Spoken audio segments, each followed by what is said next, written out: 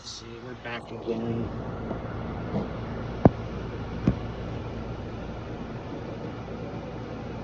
Here I am. Let's see. You can see where I've got like the setup over there. Alright, let's see.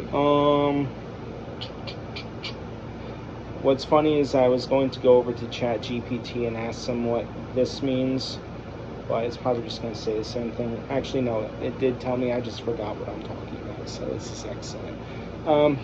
Yeah, so because we got 3 rare pulls that are holographic in this, chances are, I'm guessing that if this one has 3, or even 2, and 1 trainer, but if it's 2 trainers and then the rare isn't holographic, then I'll open a 3rd one.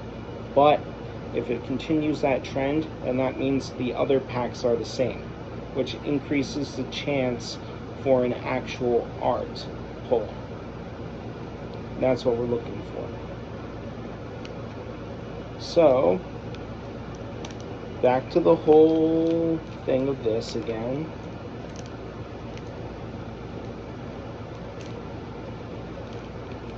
Okay. When it comes to opening these up, one thing that you definitely don't want to do is touch or squeeze the center, like, you know, like this. Don't pinch it. People will do that, and then some people just rip these things open like they're toddlers. Like what, that guy Pokemon game, he just like tears into them. But, or Charizard King. I mean, I can see, but you know, here's the thing, he's not worried about that aspect of it, because he's opened so many of them, he's got his own technique. So, not to knock the guy, just not how I would do it, you know. And plus, you know, I saw a lot of people on, you know, like YouTube and Instagram saying, don't, where can I find someone who's actually going to respect the pack and the cards? I'm like, alright, well, fine, yeah, I kind of do. You know, before I adopted this way, I would basically just cut the back part all the way down here, just carefully, and it's never a problem. Still maintain the art and everything, but see, that's what happens when these packs get crinkled at the top, and that's because of the way that the packaging came. It's completely unavoidable. So if you're going to get the packs themselves graded, get the packs that are smooth, that don't have like this going on at the top. If you're going to grade them, always do that. And also, you need to be careful that some of these packs do get exposed to humidity and aren't in climate controlled environments, so you get warping. And when you get warping, you also get loss of value. So don't get things that are warped graded. You put them into those top loaders after you put a sleeve on them, and then they'll get better.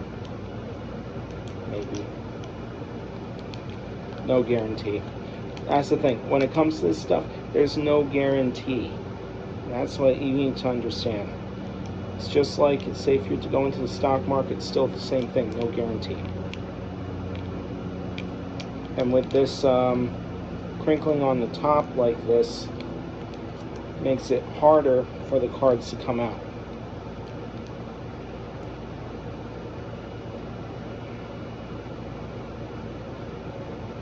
That's cool.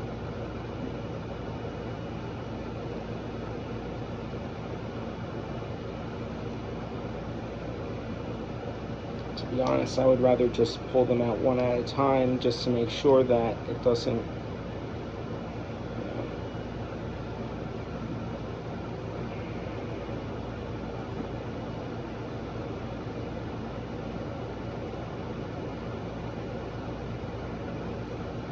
forgetting that I'm filming myself when I'm doing this. It's like, what is this guy doing? I'm like looking into the pack like it's going to change something.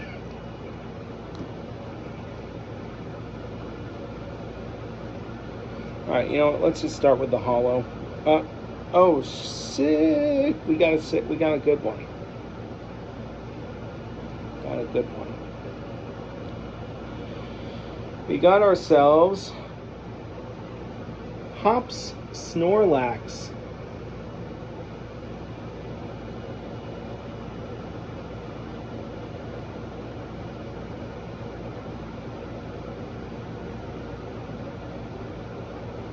So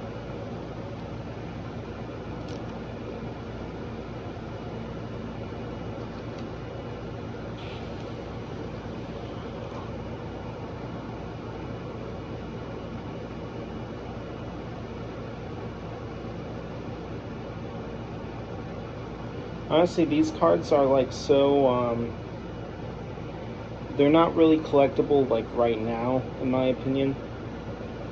So, you know, their value is, I'm not even throwing numbers out because it's in the pennies. But think about it this way, when Bitcoin was pennies, no one wanted to buy it. I didn't want to buy it. I thought it was going to get shut down in like a matter of months when it first got onto Steam. I was like, there's no way that shit's going to do anything. And yeah, here we are, you know. You know. Sometimes belief and fantasy is stronger than logic, especially when it comes to investing in something that really takes off. And, you know, I see a lot. So right now I'm in the South. I'm originally from New York. And what you see down here is people collect a ton of stuff down here. I like this. See, this is a good card. It's nice. This would definitely get PSA 10. See? No issues, no scratching, no marks, nothing. Pure. But yeah, Hop Snorlax. Wasn't expecting that one. Not at all.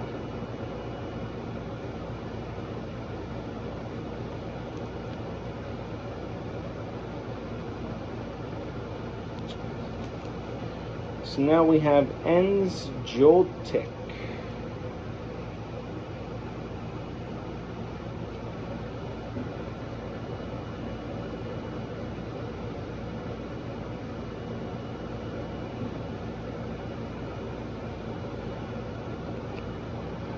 We got a Larvesta.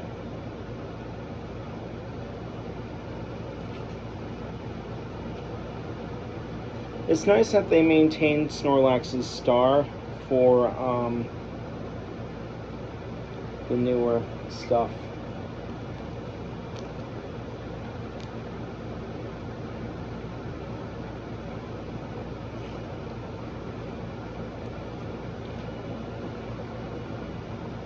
By the way, if you guys ever notice I make an Easter egg mistake, like if I show like the code for like one of these, whoever gets it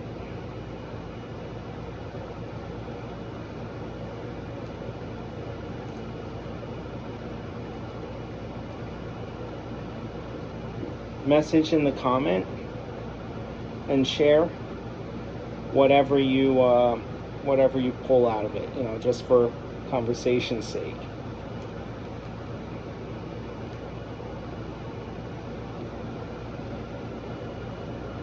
Because if someone else does actually buy that pack, then you'll have something to bond over in terms of my mistake. Black Belts Training. Yay, I have no idea what this does, but it's a trainer card. Well, one trainer card without any kind of holographic anything. Well, that's kind of significant. Means that there's probably some reverse holo in here. This guy, Polepie or something. Yeah, I am super careful not to mess up the edges here. That is the easiest thing to mess up on. So now, green dent. What is this guy? I don't ask questions.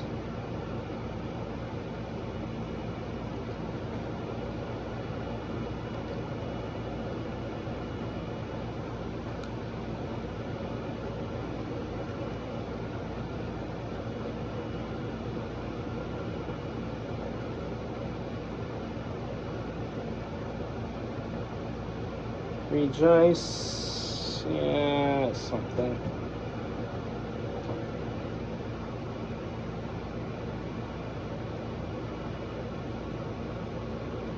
Well, we got another holographic of Ferret. This is a holo. That's cool.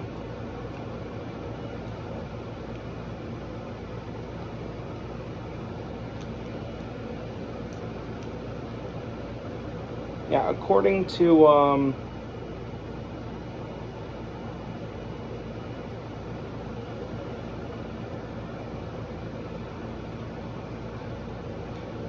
ChatGPT, when you get 3 holographic cards, and they're not trainers, but in just one booster, it seems to be the case for all of them in the deck or in the bundle.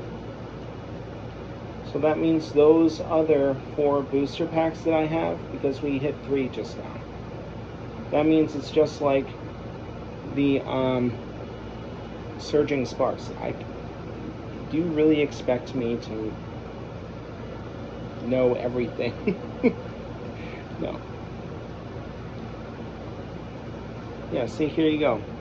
Nor Japan. This one, 3rd holo. Now, so based off of the polls on this, that means there are another 12 holos in these unopened decks, or in these unopened packs. So that's kind of cool. The guy that I bought these from, Asian kid, could barely speak English, which is cool. Don't mind that, you know.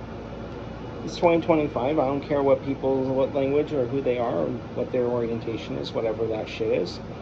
They're people. So, anyway, this guy sells me these 3 sealed bundles. I buy it for $140. Yeah, cool. Originally it was $130, but I gave him an extra $10. See what I do? I give extra $10. It's just like what I do. I think that he probably knew someone who could get him high quality stuff, because he also seemed to have more than just these 3. He had like a collection. He sells this stuff to people. So where you get these from, and depending if you have someone who is connected in Japan where they will send them to you, the quality of the product could potentially be higher simply because of the relationship. And that's not racist, that's just a fact of how that works. So the reason why I'm getting these good pulls is because it turned out that I got into a rigged game, which is honestly how the world really works. Everything is rigged. Everything. I don't care what you say, what it is, what it isn't. That's how it works. So I'm very appreciative, and I'm happy that I made this purchase, because I'm getting a lot of good stuff here. So whether or not, you know, someone decides to buy these, I mean, everything is for sale that I throw onto this, what is it? It's called a channel, or not really interested in calling it anything. You know, it's out there, but it's not there to make me rich or like whatever. It's there because I'm doing this as a hobby, and I want to also show people the right way to set these things up so that you're creating value to your buyer. So from the investor side of this, from my side of it, I would pay a premium for people to have this kind of guarantee, and this content operates as a provenance to that. A lot of people don't understand that stuff. They like to throw out content, use buzzwords, say this, say that, blah blah blah. You know, they feel this way, they feel that way, or they want to you know, hype you up and say this is going to be worth so much money, or they like, oh my god, Snorlax. Dude, shoot me. Okay, get it graded. Consider whether or not it's even worth grading. This one's worth grading. It is. Where I would grade it to, now here's some knowledge stuff. You don't want to grade these things by sending them in. Yeah, you know, you can go to the GameStop and get done. No, you actually want to go to a Pokemon convention and then talk to the graders there. And you want to bring a lot, and you want to spend a lot of money on it. So when you're there and you're spending a lot of money, they front load you, because you're not just a hobbyist who shows up with like 1 or 2 cards. You're showing up with a couple hundred, and they're going to have a deep discussion with how you got these things, where they were from. They're going to ask a lot of, you know, they're going to have like a real conversation. They're going to also want to they're going to want to work with someone who has a clue. And if you articulate to them that you say, these are the reasons why I believe that this should get a rating of what it does, of what it is, based off of their actual rating criteria, they're probably going to give you that rating. And that requires knowing what you are pitching. So for example, on the Snorlax, because printing has gotten better over time, you talk about centering, you talk about the depth of the holofoil, you talk about the fact that there are no scratches, you talk about the fact that there is no marks on the back of this, like especially on like the sides, like where, say, if someone were to pick this up with their nails or like whatever, they will be able to tell right away that you broke this out of a pack, and that was from a sealed pack, because those packs are designed to do that. And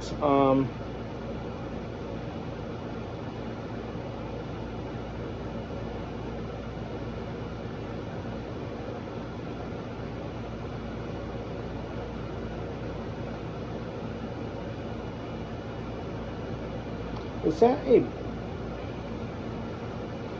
I think that's just part of the art. If you look at that, like right, the banana looking thing by the retreat cost, what's going on there? See, this is why I shouldn't have my phone opposite. What is that?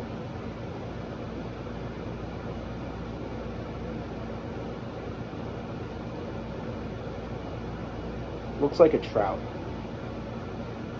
I'm kidding. I don't know what it is. Anyway, point is, I think that this would probably make PSA 10 because of the fact that it has such remarkable hollow marks, and the fact that there are absolutely no scratches on the outside edge.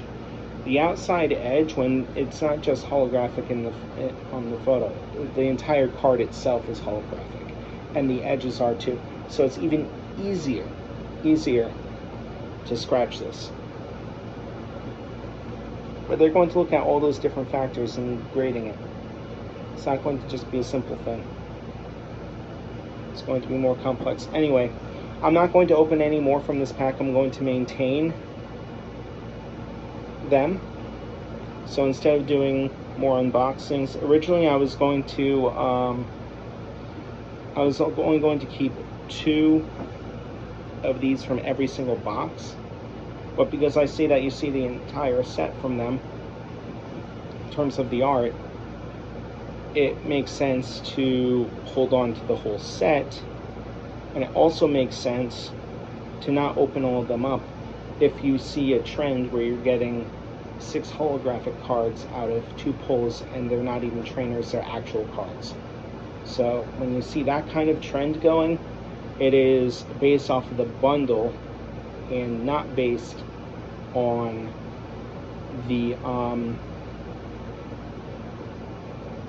it's not based on the it's basically a biased bundle is what we've got. So that means, yeah, I believe it's reasonable to think that there are another 12 holographic cards in this Journey Together set. So I'm not going to go and destroy that. This is also a good value, and this will also be for if someone wants to buy it. So that's how that's going to go. And you know, hopefully this has been insightful and teaches people a couple of things about this, and how people value these collections. And it's all not just about whether or not the card is like PSA 10 or like anything of that nature. It's also about completing the entire sets. Not only completing the entire sets, but it obviously gets better when you have PSA 10, and then it gets better after that even if you have more diversity. So that is basically where it really gets interesting, is if you have some actual art. So if you have the real art stuff in there, that is bonus. That's really what you're looking for. And when you've got packs where you see 3 holographic cards coming out of it consistently, 2 at a time. And the reason why I'm doing 2 is because, one, they're